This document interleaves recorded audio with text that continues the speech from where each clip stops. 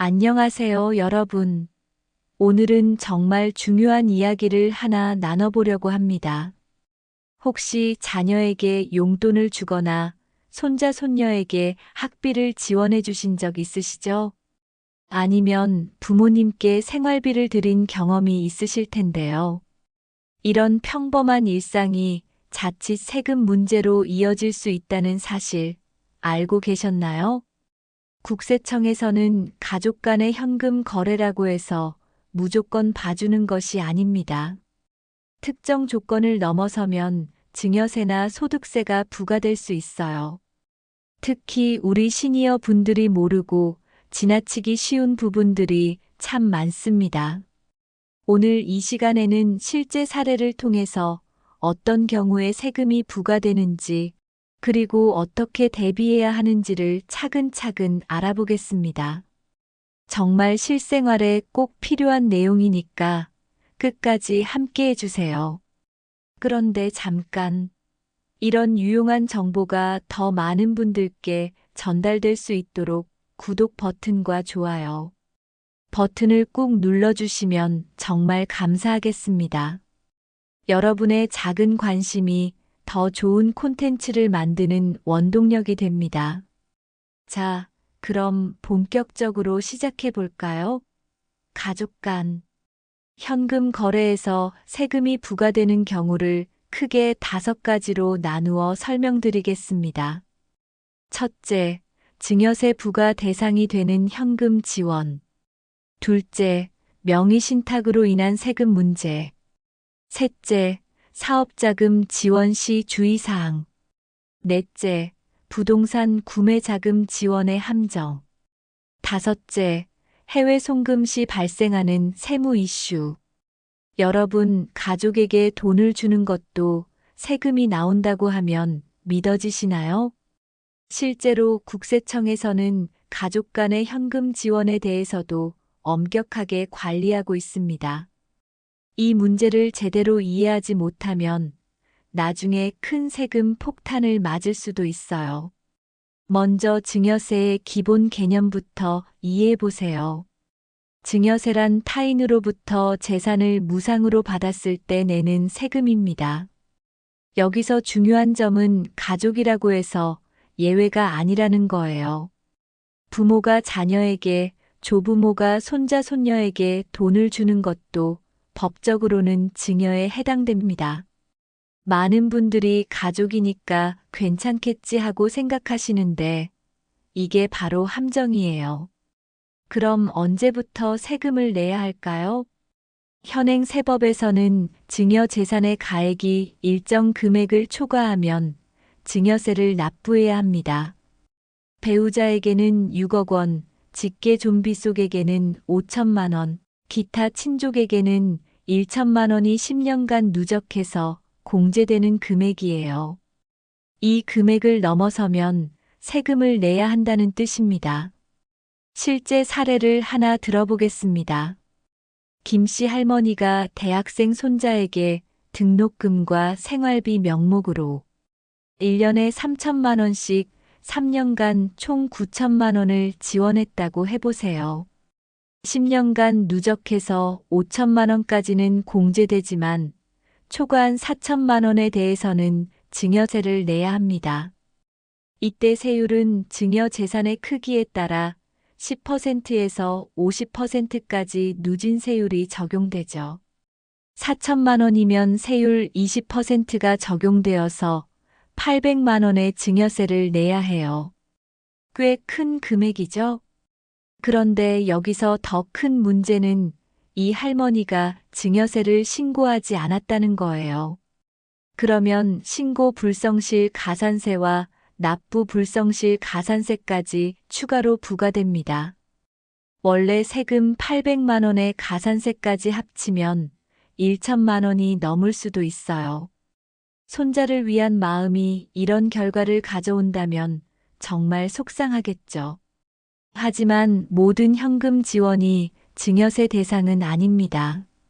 일상생활에 필요한 비용이나 사회 통념상 인정되는 범위 내의 생활비, 교육비, 의료비 등은 증여세가 부과되지 않아요. 예를 들어 자녀의 결혼식 비용을 지원하거나 아픈 가족의 치료비를 대신 지불하는 경우에는 증여세 걱정을 하지 않으셔도 됩니다. 또한 부모가 미성년 자녀의 생활비나 교육비를 부담하는 것은 부양 의무의 이행으로 보기 때문에 증여세가 부과되지 않아요. 그런데 여기서 주의할 점이 있어요. 생활비라고 하더라도 그 금액이 사회 통념상 과도하다면 증여세가 부과될 수 있습니다. 예를 들어 월소득이 300만 원인 직장인 자녀에게 매월 500만 원씩 생활비를 준다면 이는 정상적인 생활비 범위를 벗어난다고 볼 수 있죠. 국세청에서는 받는 사람의 소득 수준, 생활 패턴, 가족 구성원 등을 종합적으로 고려해서 판단합니다. 또한 명목은 생활비라고 하지만 실제로는 적금이나 투자에 사용된다면 이것도 문제가 될 수 있어요. 국세청에서는 통장 거래 내역을 통해 돈의 용도를 추적할 수 있거든요. 생활비로 받은 돈이 바로 적금 통장으로 이체되거나 주식 투자에 사용됐다면 증여세 부과 대상이 될 수 있습니다. 실제로 2023년에 한 시니어분이 자녀에게 생활비라며 매월 1천만 원씩 준 돈이 모두 펀드 투자에 사용된 것이 발각되어서 증여세를 추징당한 사례도 있어요. 그럼 어떻게 해야 할까요? 증여세를 피하는 정당한 방법들을 알려드릴게요.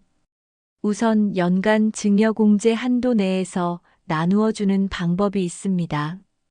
직계존비속의 경우 10년간 5천만 원까지 공제되니까 매년 500만 원씩 나누어 주면 증여세 부담 없이 지원할 수 있죠. 조금 번거롭더라도 계획적으로 나누어서 주는 것이 좋아요.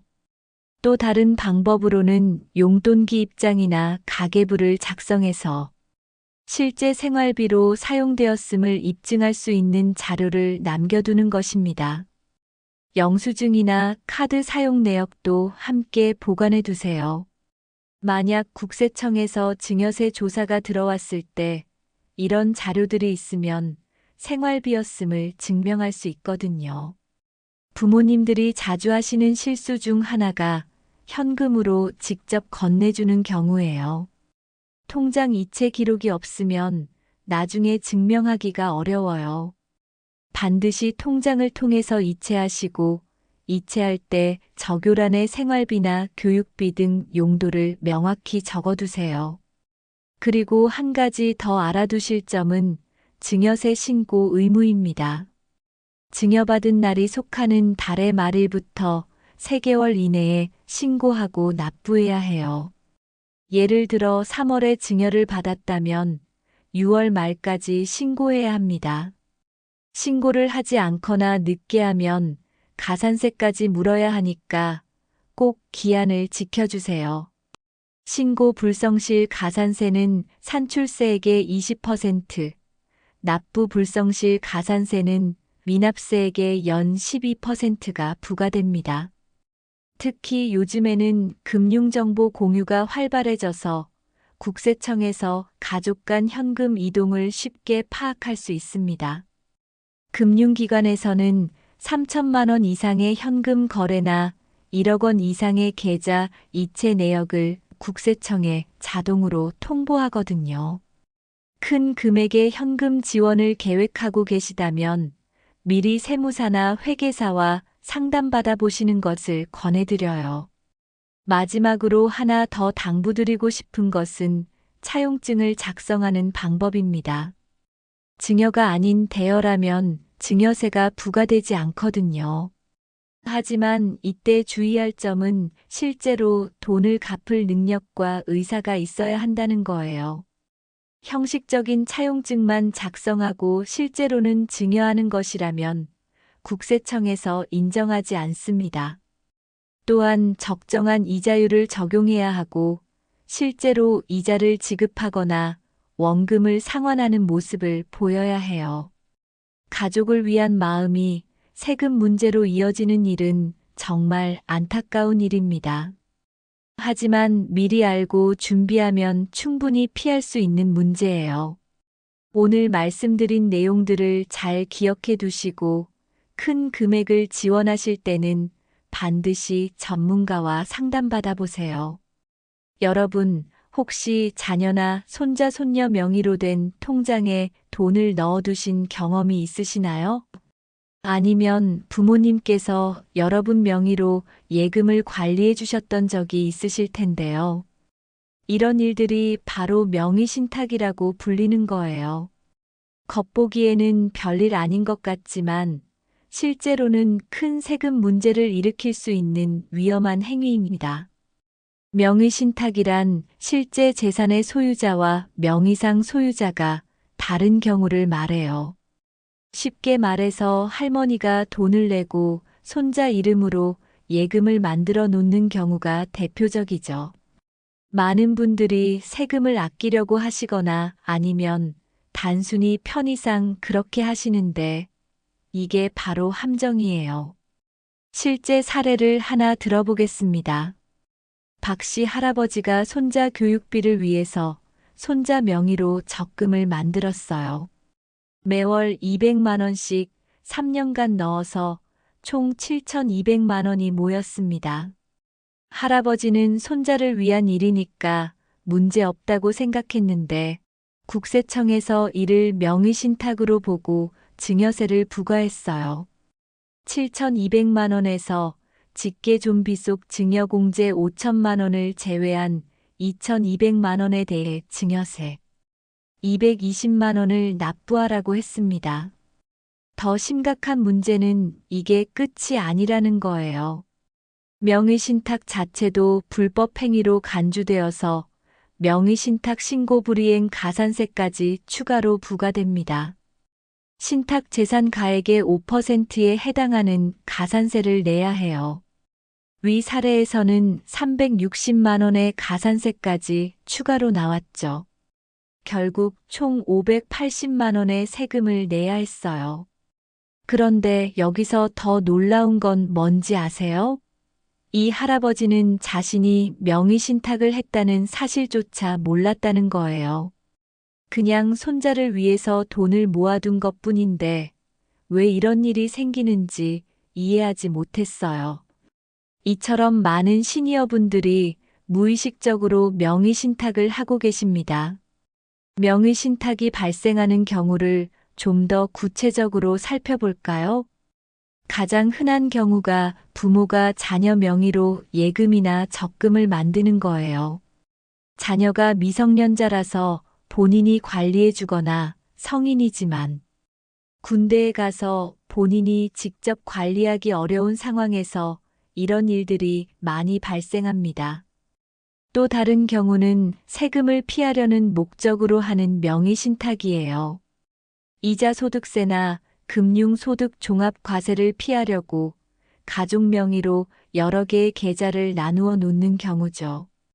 특히 금융소득이 연간 2천만 원을 넘으면 종합과세 대상이 되어서 세율이 높아지니까 이를 피하려고 배우자나 자녀 명의로 예금을 분산시키는 거예요. 하지만 이런 행위들이 모두 명의신탁에 해당되고 국세청에서 적발하면 무거운 세금을 물어야 합니다. 최근에는 금융기관들이 의심스러운 거래를 국세청에 신고하도록 되어 있어서 적발 가능성이 더욱 높아졌어요. 그럼 국세청에서는 어떻게 명의신탁을 구별할까요? 여러 가지 판단 기준이 있어요. 먼저 자금의 출처를 확인합니다. 명의자인 자녀나 손자가 그 돈을 벌 능력이 있는지, 실제로 그만큼의 소득이 있었는지를 조사해요. 대학생인 손자 명의로 1억 원의 예금이 있는데 손자는 아르바이트로 월 50만 원 정도만 벌고 있다면 명의신탁 의혹을 받을 수밖에 없겠죠. 또한 계좌의 관리 주체도 중요한 판단 기준이에요. 통장이나 인감, 비밀번호를 누가 관리하고 있는지, 실제 거래는 누가 하고 있는지를 확인합니다. 손자 명의 계좌인데 할아버지가 통장을 갖고 있고 모든 거래를 할아버지가 한다면 명의신탁으로 볼 수밖에 없어요. 입출금 패턴도 살펴봅니다. 명의자의 생활 패턴과 맞지 않는 거래가 반복적으로 일어난다면 의심스럽죠. 예를 들어 대학생명의 계좌에서 매달 정기적으로 큰 금액이 적금으로 이체되는데 그 학생은 용돈도 부족해서 부모에게 손을 벌리고 있다면 말이 안 되잖아요. 명의신탁이 적발되면 어떤 세금을 내야 할까요? 우선 증여세가 부과됩니다. 신탁 재산의 가액에서 증여공제를 차감한 금액에 대해 증여세율을 적용해요. 그리고 명의신탁 신고 불이행 가산세로 신탁 재산 가액의 5%를 추가로 내야 합니다.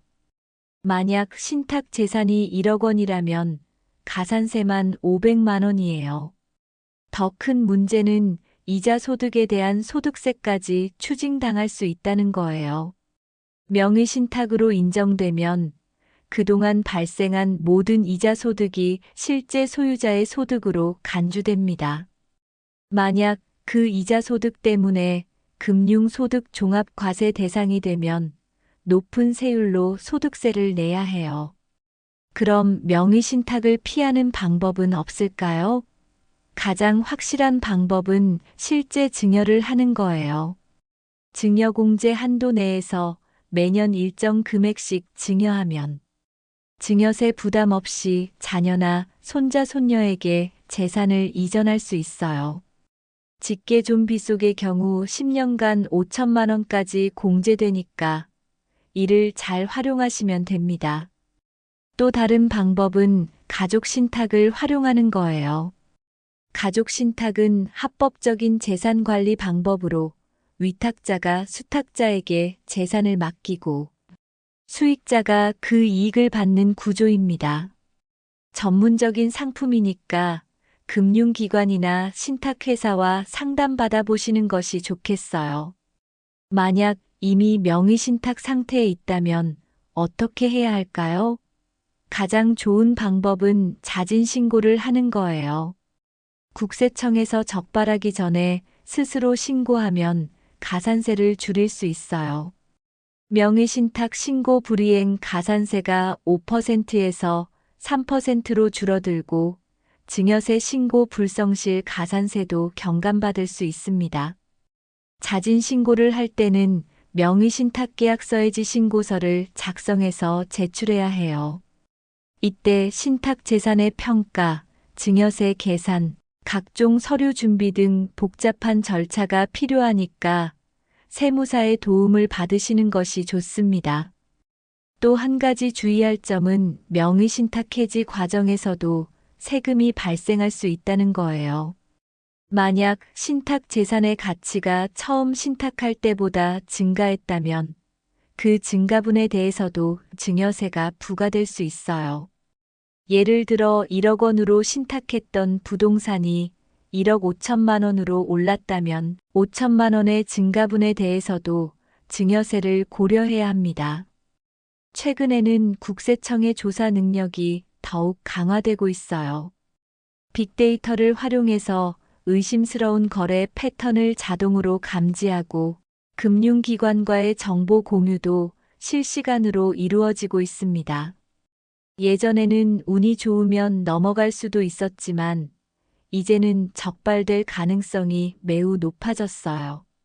명의신탁은 단순히 세금 문제만 있는 게 아닙니다. 가족 간의 신뢰 관계에도 악영향을 미칠 수 있어요.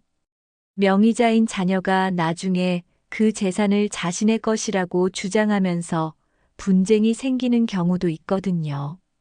법적으로는 명의자의 재산으로 보이니까 이런 문제가 발생할 수 있습니다. 따라서 가족을 위한 재산 관리를 계획하고 계시다면 명의신탁보다는 합법적인 방법을 선택하시기 바랍니다. 증여공제를 활용한 계획적인 증여, 가족신탁, 연금저축이나 보험상품 활용 등 다양한 방법이 있으니까요. 무엇보다 전문가와 상담받아서 자신의 상황에 맞는 최적의 방법을 찾으시는 것이 중요합니다. 여러분, 자녀가 사업을 시작한다고 하면 어떠세요? 아마 대부분의 부모님들이 기꺼이 도와주고 싶어 하실 거예요. 하지만 사업 자금을 지원할 때는 일반적인 생활비 지원과는 전혀 다른 세무 위험이 따릅니다. 자칫 잘못하면 상상도 못한 세금 폭탄을 맞을 수 있어요. 얼마 전에 실제로 있었던 일인데요. 이 씨 어르신이 아들의 카페 창업을 위해 1억 원을 지원해 주셨어요. 아들이 성공하기를 바라는 마음에서 아무 조건 없이 그냥 주신 거였죠. 그런데 몇 년 후 국세청에서 연락이 왔어요. 이 1억 원에 대해 증여세 1,500만 원을 내라는 거였습니다. 이 어르신은 깜짝 놀랐어요. 자녀를 위한 일인데 왜 세금을 내야 하는지 이해할 수 없었거든요. 사업자금 지원에서 가장 중요한 건 그 돈의 성격을 명확히 하는 거예요. 증여인지 대여인지 아니면 투자인지에 따라 세무상 취급이 완전히 달라집니다. 많은 부모님들이 이 부분을 놓치고 계시는데 이게 바로 문제의 시작이에요. 먼저 증여로 처리되는 경우를 살펴볼까요? 자녀에게 사업자금을 주면서 갚으라는 조건을 전혀 달지 않는다면 이는 증여에 해당됩니다. 직계존비속간 증여공제 5천만 원을 초과하는 금액에 대해서는 증여세를 내야 해요. 위에서 말씀드린 이 씨 어르신 사례처럼 1억 원을 증여하면 5천만 원을 초과하는 5천만 원에 대해 세율 20%를 적용해서 1천만 원의 증여세가 나오고 여기에 각종 가산세까지 합쳐지면 1,500만 원 정도가 됩니다. 그런데 사업자금 지원에서 더 복잡한 문제가 생길 수 있어요. 만약 자녀가 개인 사업자가 아니라 법인을 설립해서 사업을 한다면 어떻게 될까요? 부모가 법인에 직접 돈을 투자하면 이는 주식 투자로 간주됩니다. 그럼 부모가 그 법인의 주주가 되는 거죠. 나중에 법인이 성장해서 가치가 올라가면 그 이익은 부모의 것이 되고 자녀에게는 실질적인 도움이 되지 않을 수도 있어요. 반대로 부모가 자녀에게 돈을 주고 자녀가 그 돈으로 법인에 투자한다면 이는 증여로 봅니다. 하지만 여기서 주의할 점이 있어요. 법인 설립 자금을 증여받아서 투자하는 경우에는 증여재산 공제 대신 창업자금, 증여세 감면 혜택을 받을 수 있습니다. 18세 이상 직계존비속이 창업을 위해 증여받는 경우 5억 원까지 증여세가 면제되거든요. 이 창업자금 증여세 감면 제도를 활용하려면 몇 가지 조건을 충족해야 해요. 우선 증여받는 자녀가 18세 이상이어야 하고 증여받은 날로부터 2년 이내에 창업을 해야 합니다. 또한 창업한 기업을 3년 이상 계속 운영해야 하고 증여받은 재산의 80% 이상을 창업에 사용해야 해요. 만약 이 조건들을 지키지 않으면 감면받은 증여세를 다시 추징당합니다. 그런데 많은 분들이 놓치는 부분이 하나 더 있어요. 바로 차용증을 작성하는 방법입니다. 증여가 아닌 대여라면 증여세가 부과되지 않거든요. 하지만 제대로 된 차용증을 작성하지 않으면 나중에 국세청에서 증여로 보고 세금을 부과할 수 있어요. 실제 사례를 들어보겠습니다. 김 씨 부모님이 딸의 온라인 쇼핑몰 창업을 위해 8천만 원을 빌려줬어요. 차용증도 작성하고 이자율도 연 3%로 정했습니다. 그런데 3년이 지나도록 딸이 이자를 한 번도 지급하지 않았고 원금 상환 계획도 없었어요. 국세청에서는 이를 형식적인 차용증이라고 보고 8천만 원 전액에 대해 증여세를 부과했습니다.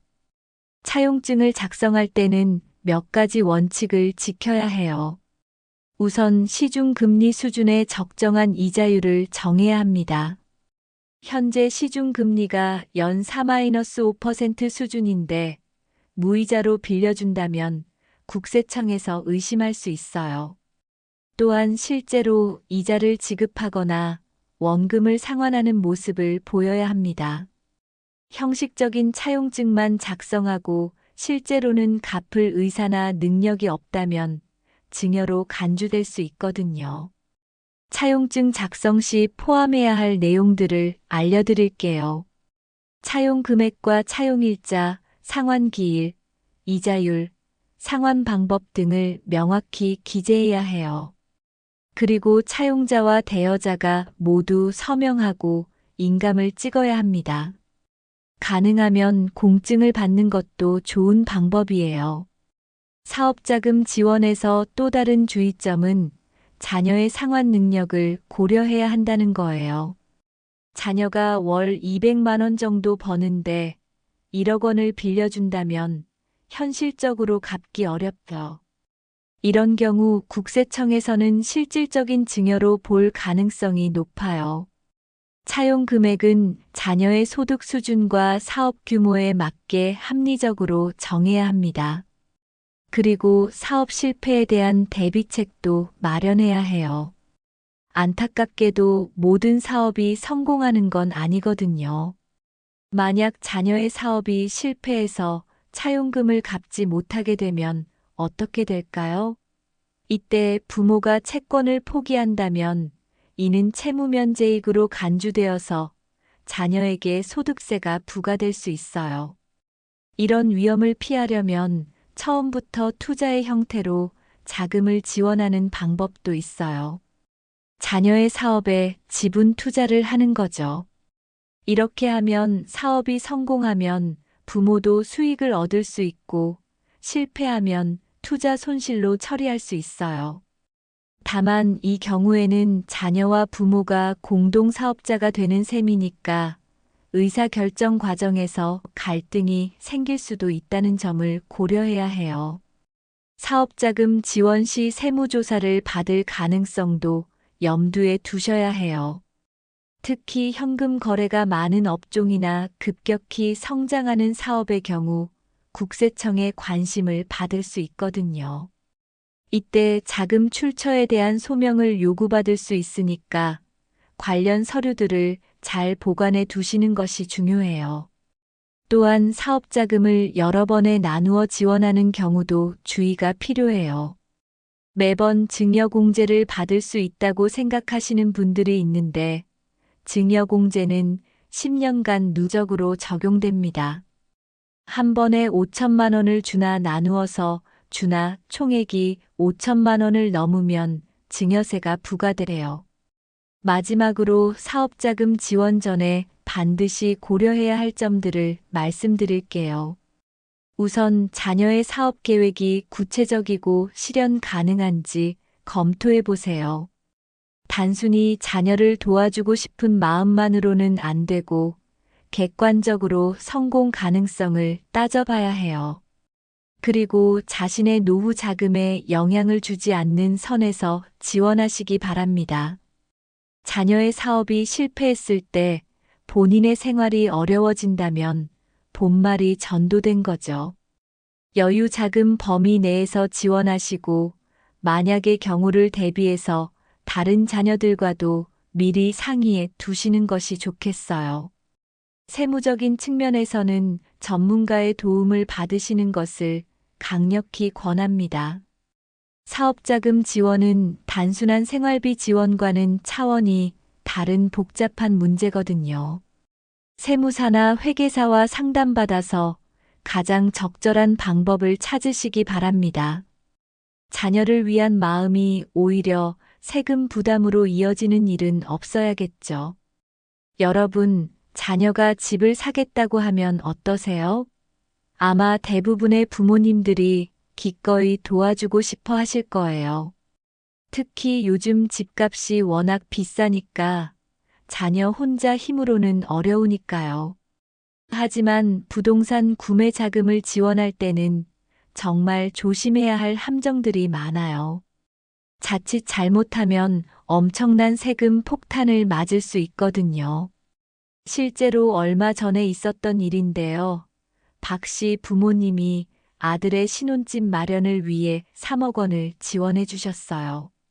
아들이 5억 원짜리 아파트를 샀는데 본인이 2억 원을 대출받고 부모님이 나머지 3억 원을 도와주신 거였죠.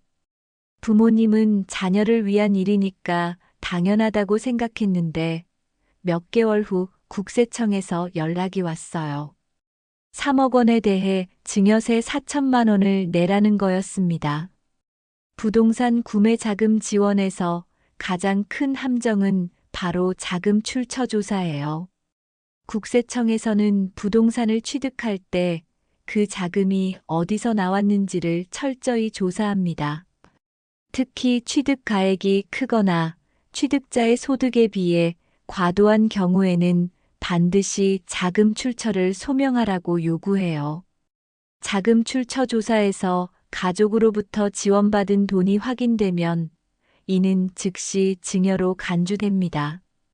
아무리 나중에 갚을 생각이었다고 해도 제대로 된 차용증이 없고 이자, 지급이나 상환 계획이 구체적이지 않다면 증여세 부과 대상이 되는 거죠. 직계 좀 비속간 증여공제 5천만 원을 초과하는 금액에 대해서는 10%에서 50%까지의 누진세율이 적용됩니다. 부동산 구매 자금 지원에서 흔히 발생하는 실수들을 하나씩 살펴볼까요? 첫 번째는 현금으로 직접 주는 경우예요. 부모님이 현금 1억 원을 자녀에게 주고 자녀가 그 돈으로 부동산을 산다면 자금 흐름을 추적하기 어려워서 나중에 세무조사에서 문제가 될 수 있어요.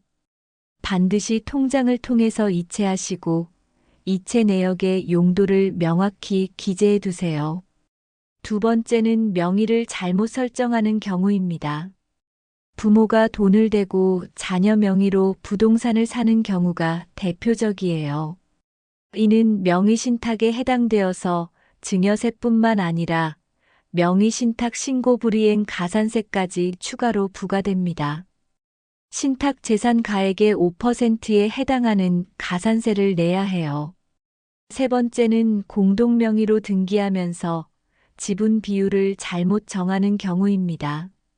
예를 들어 5억 원짜리 아파트를 사면서 아버지가 3억 원, 아들이 2억 원을 냈는데 지분을 반반으로 등기했다면 어떻게 될까요?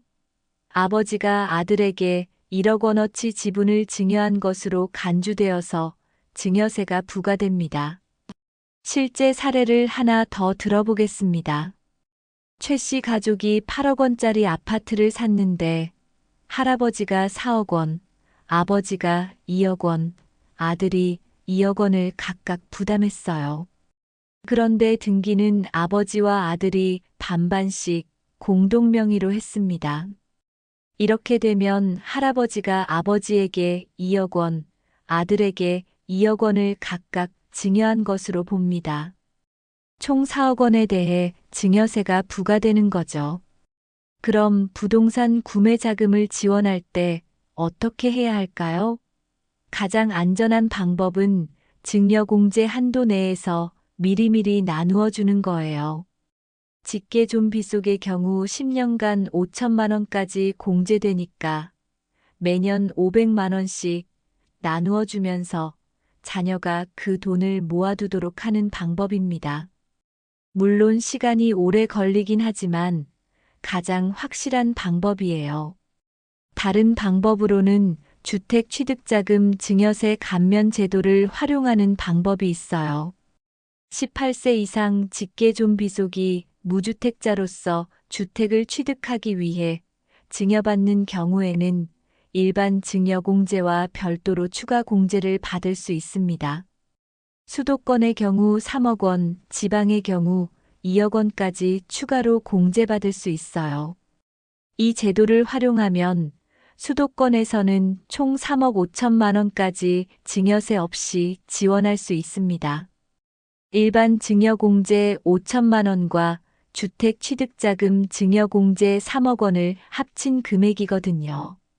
하지만 몇 가지 조건이 있어요. 증여받는 자녀가 무주택자여야 하고 증여받은 날로부터 2년 이내에 주택을 취득해야 합니다. 그리고 취득한 주택에 5년 이상 거주해야 해요. 만약 이 조건들을 지키지 않으면 감면받은 증여세를 다시 내야 합니다. 예를 들어 주택을 산 지 3년 만에 팔아버린다면 감면받은 증여세를 추징당하는 거죠. 또한 증여받은 자금의 100%를 주택 취득에 사용해야 하고 다른 용도로 사용하면 안 됩니다. 차용증을 작성해서 대여하는 방법도 있지만 부동산 구매 자금의 경우 더욱 주의해야 해요. 국세청에서는 부동산 구매 자금으로 빌린 돈에 대해서는 더욱 엄격하게 판단하거든요. 자녀의 소득 수준으로 볼 때 현실적으로 갚을 수 있는 금액인지 실제로 이자를 지급하고 있는지를 철저히 확인합니다. 차용증을 작성할 때는 몇 가지 원칙을 반드시 지켜야 해요. 우선 시중금리 수준의 적정한 이자율을 정해야 합니다. 현재 주택담보대출 금리가 연 4-5% 수준인데 부모에게는 무이자로 빌린다면 의심받을 수 있어요. 또한 매월 또는 매분기 정기적으로 이자를 지급해야 하고 원금 상환 계획도 구체적으로 세워야 합니다. 부동산 구매 과정에서 자주 발생하는 또 다른 문제는 중간금 지원이에요. 계약금은 자녀가 내고 중간금과 잔금을 부모가 지원하는 경우가 많은데 이때도 마찬가지로 증여세가 부과될 수 있어요. 특히 중간금을 부모 통장에서 직접 송금하면 자금 흐름이 명확해서 국세청에서 쉽게 파악할 수 있습니다. 전세자금 지원도 조심해야 해요. 요즘 전세금이 워낙 비싸니까 부모가 전세자금을 지원하는 경우가 많은데 이것도 증여에 해당될 수 있어요. 다만 전세금의 경우 나중에 돌려받는 돈이니까 차용증을 제대로 작성하면 문제 없습니다. 전세 계약이 끝나면 전세금을 돌려받아서 부모에게 갚겠다는 내용으로 차용증을 작성하면 돼요. 부동산 증여 시기도 중요해요. 완공 전 분양권을 증여하는 것과 완공 후 아파트를 증여하는 것은 세금 부담이 다를 수 있거든요. 분양권의 경우 분양 가격으로 평가하지만 완공 후에는 시가로 평가하기 때문에 시세가 많이 오른 경우에는 증여세 부담이 커질 수 있어요. 또한 부동산 구매 자금을 지원할 때는 다른 자녀들과의 형평성도 고려해야 해요. 한 자녀에게만 집값을 지원해주고 다른 자녀에게는 아무것도 주지 않으면 나중에 상속 시 문제가 될 수 있어요. 민법상 특별수익자 규정에 의해 상속분에서 차감될 수 있거든요. 부동산 구매 자금 지원 시 세무조사 가능성도 염두에 두셔야 해요. 특히 고가 부동산이나 강남권 부동산을 취득하는 경우에는 국세청에서 반드시 자금 출처를 조사합니다. 이때 필요한 서류들을 미리 준비해 두시는 것이 좋아요. 부모의 소득 증빙 자료, 자금 이체 내역, 차용증이나 증여계약서 등을 잘 보관해 두세요. 마지막으로 부동산 구매 자금 지원 전에 반드시 확인해야 할 점들을 말씀드릴게요.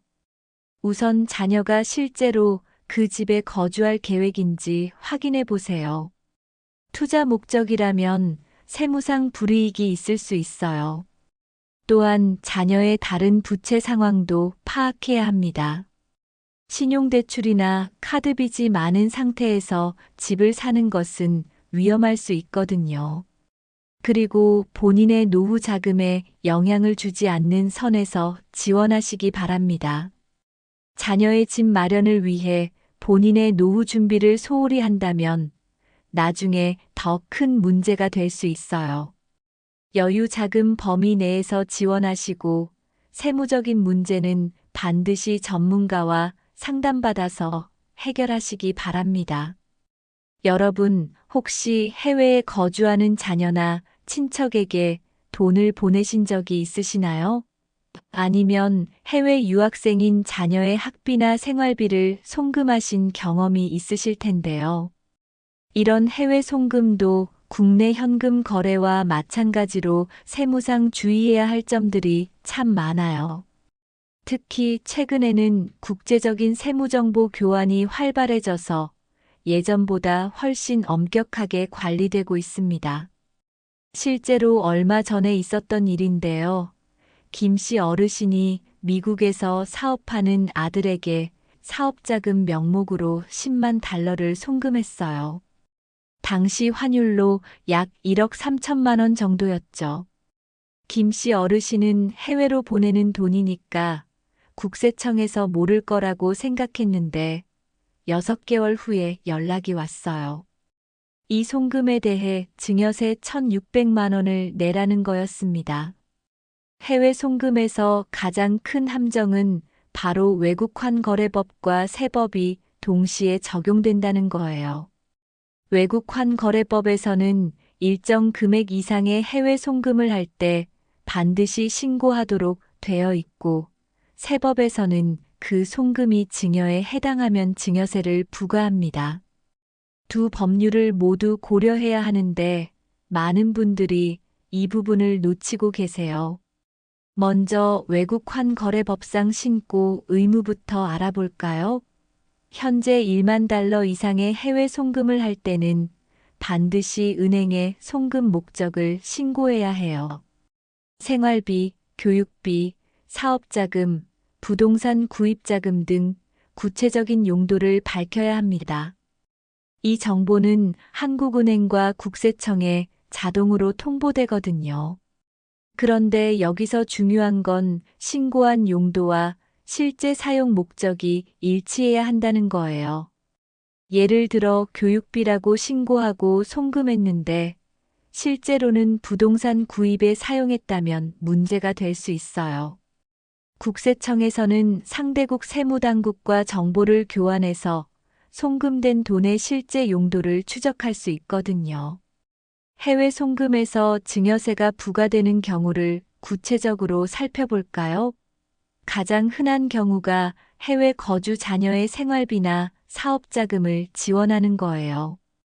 국내에서와 마찬가지로 직계 좀비속 간 증여공제 5천만 원을 초과하는 금액에 대해서는 증여세가 부과됩니다.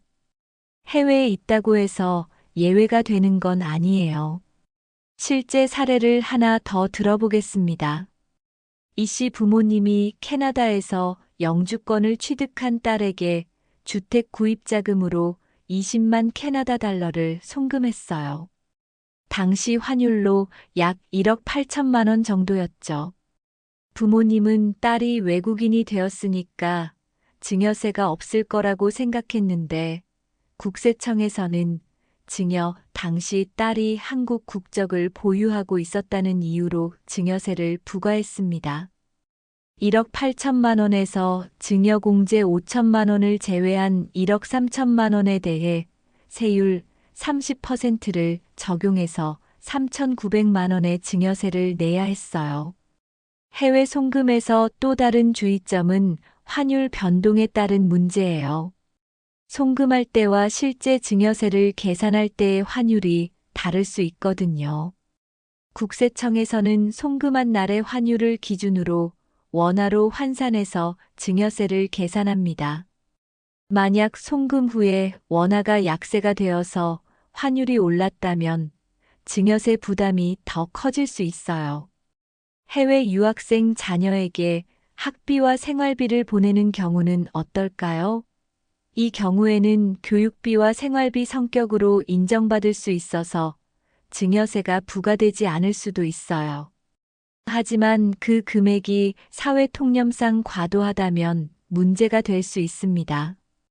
예를 들어 미국 대학교 등록금과 기숙사비가 연간 5만 달러인데 10만 달러를 보낸다면 초과분에 대해서는 증여세가 부과될 수 있어요. 해외 부동산 구입 자금을 지원하는 경우에는 더욱 복잡한 문제가 발생할 수 있어요. 우선 한국에서는 증여세가 부과되고 해당 국가에서도 세금 문제가 생길 수 있거든요. 예를 들어 미국의 경우 외국인이 부동산을 취득하면 FIRPTA. 예를 들어 미국의 경우 외국인이 부동산을 취득하면 FIRPTA라는 세금을 내야 하고 증여를 받은 경우에는 별도의 신고 의무가 있어요. 해외 송금 시 명의신탁 문제도 주의해야 해요. 부모가 송금하고 자녀 명의로 해외 부동산을 구입하는 경우가 대표적이죠. 이는 해외 명의신탁에 해당되어서 국내 명의신탁보다 더 무거운 처벌을 받을 수 있어요. 해외 금융계좌 신고 의무 위반이나 외국환 거래법 위반까지 겹칠 수 있거든요. 최근에는 CRS라는 국제 세무정보 자동 교환 제도가 시행되고 있어요. 한국을 포함한 100여 개국이 참여하고 있는데 각국의 금융기관들이 외국인 계좌 정보를 해당 국가 세무당국에 자동으로 통보하는 시스템입니다. 예전에는 해외에 돈을 보내면 한국 국세청에서 모를 거라고 생각했지만 이제는 모든 정보가 공유되고 있어요. 그럼 해외 송금을 할 때 어떻게 해야 할까요? 우선 송금 목적을 명확히 하고 관련 서류를 준비해야 해요. 교육비라면 학교에서 발급한 등록금 고지서나 입학허가서, 생활비라면 현지 생활비 소요 내역 등을 준비하세요. 사업자금이라면 사업계획서나 투자계약서 등이 필요할 수 있어요. 송금 금액도 신중하게 결정해야 합니다. 한 번에 큰 금액을 보내기보다는 필요에 따라 나누어서 보내는 것이 좋아요. 다만 이때 주의할 점은 의도적으로 신고 기준 금액을 회피하려고 쪼개서 보내면 안 된다는 거예요. 이는 불법적인 외환 거래로 간주될 수 있거든요. 차용증을 작성해서 대여하는 방법도 있지만 해외 송금의 경우 더욱 엄격한 조건이 필요해요. 상대국의 금리 수준을 고려한 적정 이자율을 정해야 하고 실제로 이자, 지급이나 원금 상환이 이루어져야 합니다. 또한 상대국의 세법상 이자 소득세 문제도 고려해야 해요. 해외 거주 자녀가 한국 국적을 포기하는 경우에는 어떻게 될까요? 국적 포기 전 5년 이내에 증여받은 재산에 대해서는 여전히 한국에서 증여세를 부과할 수 있어요. 이를 피하려고 국적을 포기하는 것은 의미가 없다는 뜻이죠. 해외 법인을 설립해서 송금하는 경우도 주의가 필요해요. 최근에 일부 부유층들이 해외 법인을 설립하고 그 법인을 통해 자녀에게 자금을 지원하는 사례가 늘고 있는데 이 경우에도 실질적인 증여로 간주될 수 있어요. 법인의 실체가 없거나 조세 회피 목적이 명백하다면 국세청에서 부인할 수 있거든요. 해외 송금 시 세무조사를 받을 가능성도 높아요. 특히 고액 송금이나 반복적인 송금의 경우에는 반드시 조사가 들어간다고 보시면 됩니다. 이때 필요한 서류들을 미리 준비해 두시는 것이 중요해요. 송금 목적을 입증할 수 있는 서류, 수취인과의 관계를 증명하는 서류, 자금 조달 과정을 보여주는 서류 등을 잘 보관해 두세요. 해외 송금을 받는 자녀 쪽에서도 주의할 점이 있어요. 거주국의 세법에 따라 증여세나 소득세가 부과될 수 있거든요. 예를 들어 미국의 경우 연간 10만 달러 이상의 해외 송금을 받으면 IRS에 신고해야 하고 증여세 면제 한도를 초과하면 세금을 내야 할 수도 있어요. 또한 해외에서 받은 돈으로 투자를 하는 경우에도 주의가 필요해요. 주식이나 부동산 투자로 수익이 발생하면 거주국에서 양도소득세나 배당소득세를 내야 할 수 있거든요. 이런 세금 문제까지 고려해서 송금 계획을 세우시는 것이 좋겠어요. 마지막으로 해외 송금 전에 반드시 확인해야 할 점들을 말씀드릴게요. 우선 수취인의 거주국 세법을 미리 알아보세요. 한국에서는 문제 없어도 현지에서 세금 문제가 생길 수 있어요. 또한 송금 목적과 금액이 합리적인지도 따져보시고 관련 서류를 철저히 준비하세요. 그리고 해외 송금은 국내 거래보다 훨씬 복잡한 세무 문제가 따르니까 반드시 국제세무에 전문성이 있는 세무사와 상담받으시기 바랍니다. 자녀를 위한 마음이 의도치 않은 세금 부담으로 이어지는 일은 없어야겠죠. 해외 송금은 신중하게 계획하고 준비해서 진행하시기 바랍니다. 제시도 S6 편집 여러분, 지금까지 5가지 경우에 대해 자세히 알아봤는데요. 이제 마지막으로 가장 중요한 이야기를 해보려고 합니다. 바로 가족 간 현금 거래에서 세금 문제를 예방하는 실천 방법들이에요. 아무리 좋은 정보를 알고 있어도 실제로 적용하지 않으면 소용없잖아요. 많은 시니어분들이 가장 궁금해 하시는 게 바로 이거예요. 그럼 도대체 어떻게 해야 가족을 도우면서도 세금 문제는 피할 수 있을까요? 오늘 말씀드린 내용들을 종합해서 실제로 활용할 수 있는 구체적인 방법들을 알려드리겠습니다. 우선 가장 기본이 되는 건 연간 계획을 세우는 거예요. 증여공제 한도를 잘 활용하면 10년간 직계존비속에게 5천만 원까지는 세금 부담 없이 지원할 수 있거든요. 이를 연간으로 나누면 매년 500만 원씩 지원할 수 있어요.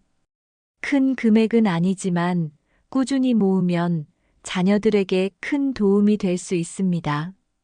실제로 성공적으로 활용하고 계신 사례를 하나 소개해 드릴게요. 정씨 할머니는 3명의 손자 손녀에게 매년 각각 500만 원씩 교육비 명목으로 지원하고 계세요. 10년간 총 1억 5천만 원을 지원할 수 있고 모든 금액이 증여공제 범위 내에 있어서 세금 부담이 전혀 없어요. 손자 손녀들은 그 돈을 대학 등록금이나 학원비로 사용하고 있고 할머니도 마음 편하게 지원하고 계십니다. 두 번째로 중요한 건 용도를 명확히 하는 거예요. 생활비, 교육비, 의료비 등 사회통념상 인정되는 용도로 사용되는 돈은 증여세가 부과되지 않아요. 하지만 여기서 핵심은 그 용도를 입증할 수 있어야 한다는 거죠. 단순히 생활비라고 말하는 것으로는 충분하지 않고 실제로 생활비로 사용되었다는 증빙 자료가 있어야 해요.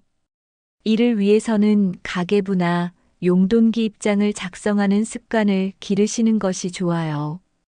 자녀에게 돈을 줄 때마다 언제, 얼마를, 무슨 용도로 주었는지를 기록해 두세요. 그리고 자녀도 그 돈을 어디에 사용했는지 영수증이나 카드 사용 내역으로 남겨두도록 하세요. 이런 자료들이 나중에 세무조사에서 큰 도움이 됩니다. 세 번째는 통장 거래를 활용하는 거예요. 현금으로 직접 주고받는 것보다는 반드시 통장을 통해서 이체하시기 바랍니다. 통장 이체 기록이 있어야 나중에 거래 사실을 입증할 수 있거든요. 이체할 때는 적요란에 용도를 명확히 기재해 두세요. 생활비, 교육비, 의료비 등으로 구체적으로 적어두면 좋습니다. 네 번째는 차용증을 제대로 활용하는 방법이에요. 증여가 아닌 대여라면 증여세가 부과되지 않지만 형식적인 차용증으로는 소용없어요. 실제로 갚을 능력과 의사가 있어야 하고 적정한 이자율을 적용해야 합니다. 그리고 정기적으로 이자를 지급하거나 원금을 상환하는 모습을 보여야 해요. 차용증 작성 시 주의사항을 다시 한번 말씀드릴게요. 차용 금액, 차용일자, 상환기일, 이자율, 상환 방법을 명확히 기재하고 차용자와 대여자가 모두 서명 날인해야 합니다. 이자율은 시중금리 수준에 맞춰야 하고 무이자나 지나치게 낮은 이자율은 피하세요. 현재 시중금리가 연 4-5% 수준이니까 최소 연 3% 이상은 적용하시는 것이 안전합니다. 다섯 번째는 특례 제도를 적극 활용하는 거예요. 창업자금 증여세 감면, 주택취득자금 증여세 감면 등 다양한 특례 제도가 있거든요. 이런 제도들을 잘 활용하면 일반 증여공제보다 훨씬 많은 금액을 세금 부담 없이 지원할 수 있어요. 다만 각각의 조건과 요건을 정확히 파악하고 준수해야 합니다. 여섯 번째는 신고 의무를 철저히 지키는 거예요. 증여공제를 초과하는 증여를 했다면 반드시 3개월 이내에 신고하고 납부해야 합니다. 신고를 늦게 하거나 누락하면 가산세까지 추가로 부과되니까 기한을 꼭 지켜주세요. 신고가 복잡하다면 세무사의 도움을 받으시는 것도 좋은 방법입니다. 일곱 번째는 가족회의를 통한 계획 수립이에요. 한 자녀에게만 지원하고 다른 자녀에게는 아무것도 주지 않으면 나중에 상속 시 문제가 될 수 있어요. 가족들과 충분히 상의해서 공정하고 합리적인 지원 계획을 세우시기 바랍니다. 각자의 필요와 상황을 고려해서 형평성을 맞춰주는 것이 중요해요. 여덟 번째는 전문가와의 상담이에요. 세무는 복잡하고 변화가 많은 분야거든요. 큰 금액을 지원하시거나 복잡한 상황이 있다면 반드시 세무사나 회계사와 상담받으시기 바랍니다. 상담비를 아끼려다가 나중에 더 큰 세금을 물 수도 있어요. 특히 부동산 구매 자금 지원이나 해외 송금의 경우에는 전문가의 도움이 필수입니다. 아홉 번째는 서류 보관의 중요성이에요. 모든 거래 관련 서류들을 체계적으로 보관해 두세요. 통장 거래 내역, 차용증, 증여계약서, 용도 증빙 서류, 영수증 등을 연도별, 거래별로 정리해서 보관하시기 바랍니다. 국세청에서는 5년간 소급해서 조사할 수 있으니까 최소 5년간은 서류를 보관해야 해요. 마지막으로 가장 중요한 건 솔직하고 투명한 거래예요. 세금을 피하려고 꼼수를 부리거나 거짓으로 신고하면 나중에 더 큰 문제가 됩니다. 가산세나 과태료는 물론이고 형사처벌까지 받을 수 있어요. 정직하게 신고하고 세금을 내는 것이 결국 가장 안전한 방법입니다. 가족을 위한 마음은 정말 소중한 거예요. 하지만 그 마음이 의도치 않은 세금 부담으로 이어진다면 정말 안타까운 일이죠. 오늘 말씀드린 내용들을 잘 기억해 두시고 계획적이고 합법적인 방법으로 가족을 지원하시기 바랍니다. 세무는 복잡하고 어려운 분야지만 기본 원칙만 잘 지키면 충분히 대응할 수 있어요. 무엇보다 미리미리 준비하고 계획하는 것이 중요합니다. 문제가 생긴 후에 해결하려고 하면 훨씬 어려워지거든요. 마지막으로 한 가지 더 당부드리고 싶은 건 정기적인 점검이에요. 세법은 계속 변하고 있고 개인의 상황도 시간이 지나면서 달라집니다. 1년에 한 번 정도는 자신의 증여 계획을 점검해 보시고 필요하면 조정하시기 바랍니다. 가족을 사랑하는 마음과 세무 지식이 함께한다면 더 현명한 재산 관리가 가능할 거예요. 오늘 이 시간이 여러분께 조금이나마 도움이 되었기를 바라며 앞으로도 계속해서 유용한 정보로 찾아뵙겠습니다. 건강하시고 행복한 노후 보내세요.